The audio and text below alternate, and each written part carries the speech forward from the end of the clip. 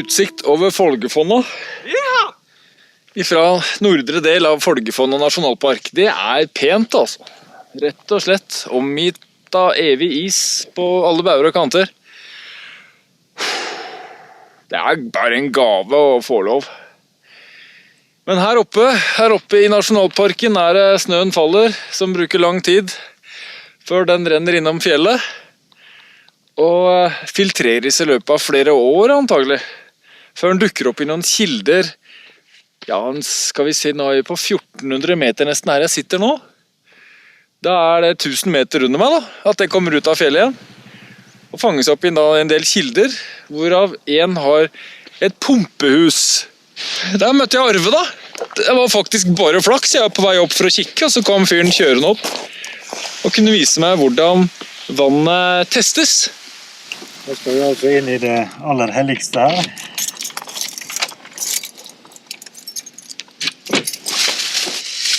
Da skjønner jeg pose på sykkelskoene mine. Da er vi med oss sterile prøveflasker. Og da har vi bare uttaget på det her.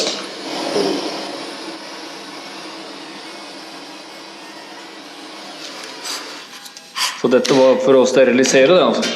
Bare for å sterilisere det. Sånn. Det kan få lov å renne. Nei, stund.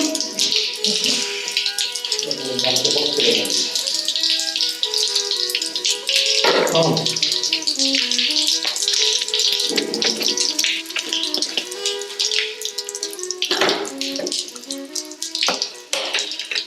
Nei, her vi en gang i uka sånn på jobben, og så tar vi prøver og leverer inn for å være sikre på at kvaliteten der den skal være. Og vi spiserer ikke området. Da følgende gjort. Vi har vært i kilden, vi har tatt prøver, 4 stykk faktisk, og kommer hit for å få testet det vannet hos deg i Hardanger Miljøsenter. Og deres hovedoppgave å analysere drikkevann og avløpsvann. Dere skal finne bakterier, det hovedoppgaven. På drikkevann så det bakterier, på de andre tingene så det mye metaller og sånne andre forskjellige parameter. Så det vi gjør, vi vil helle vannet opp på filter, vi filtrerer gjennom, og så ser vi om det. Eller eventuelle bakterier blir liggende igjen oppå. Har det hendt at du rett og slett har sagt, de pallene dere har tappet nå, de må dere bare helle på sjøen? Nei, ikke så vi har opplevd. Eller sett. Nei. Nei. Så det har egentlig vært rent, altså? Ja, det har det. Sånn, for å stå det litt sånn grovt? Ja, det jo en trygg kilde. Det jo langt ned i fjellet, så det skal mye til at det kommer bakterier som ikke skal være der. Men her står du like trofast og heller opp i de små traktene dine, uke etter uke, gang etter gang. Ja. Finner aldri noen ting. Nei, skikkelig resultatløs jobb. Ja, det sant. Det 0-0-0. Nå utsetter vi vannet for den ultimate testen her. Sugd ned gjennom dette skumle filteret som ligger i bånn. Ja, det ingen bakterier som mindre enn de porene der. Nå legger vi på ferdige skåler som inneholder mat og bakteriene. Ja, så det lunsj. Det her optimal næring for de enkelte bakteriene. Men de kommer også etterpå. Da har de ferdige flasker med, da står de liksom flaskene her, og så skal du sjekke at det ferdige resultatet bruket av. Det blir på samme måte. Så skal vi få inn og godgjøre seg ved optimal temperatur, 37 grader. 37 grader. Hvis det noe, så skal det vokse her. Ja, det gjør det. Hvis det. Ja.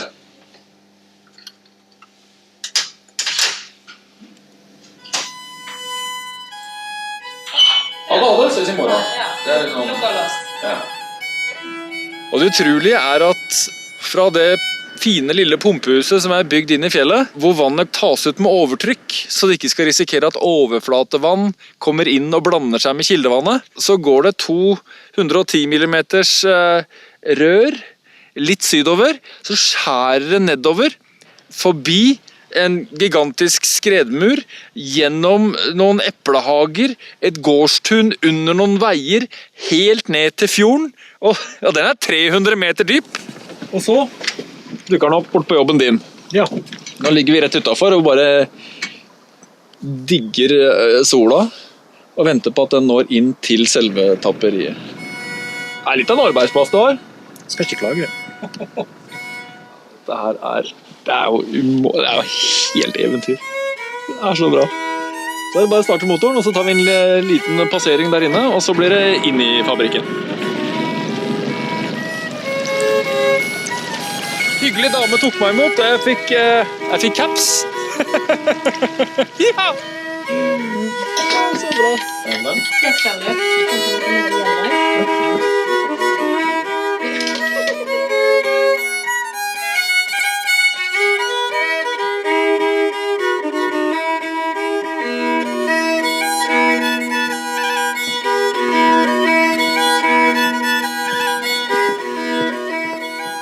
Her på Hovland så er vi bare 4 stykk. Så har vi utsikt rett over på kilden. Når du står sånn her, og så kikker du ut på denne landsdelen din, bygda di, fjorda di. Du har ikke tenkt å flytte med det første, eller skal du vekk så fort som råd er? Nei, jeg studerte på høgskolen i Sør-Trøndelag, i Trondheim. Og så var jeg en liten tur innom på sykehuset i Bergen. Og så var det ledig stilling her som laborant. Det var litt sånn too good to be true, så den måtte jeg søke på. Så fikk jeg den. Så begynte jeg her i desember 2009.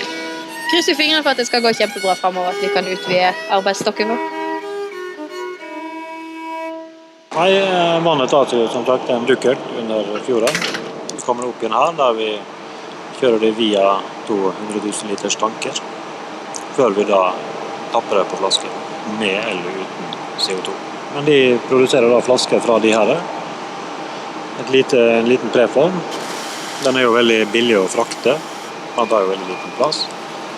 Og så kjører vi den gjennom en ovn, så vi forvarmer den litt, og så blåser vi den opp, sånn at det blir en sånn.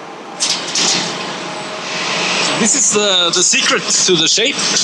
Yes, actually, this is a big secret. And I'm blowing bottles, or I'm putting caps on bottles, actually. My name is Urmas, and I'm from Estonia. I'm an operator, maski operator.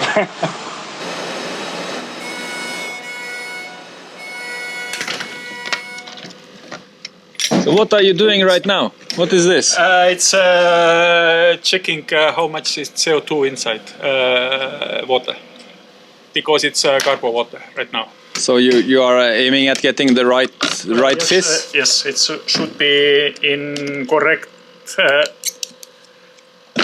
How to say? Yeah, it should be correct one.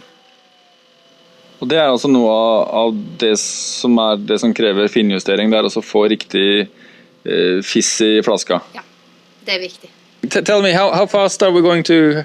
It's coming only 10 bottles per second. It's 36,000 bottles per hour. 36,000 per hour. Yes. Quite a few. So we're now into the noise again then. Yes. Let's go to Noisy Price.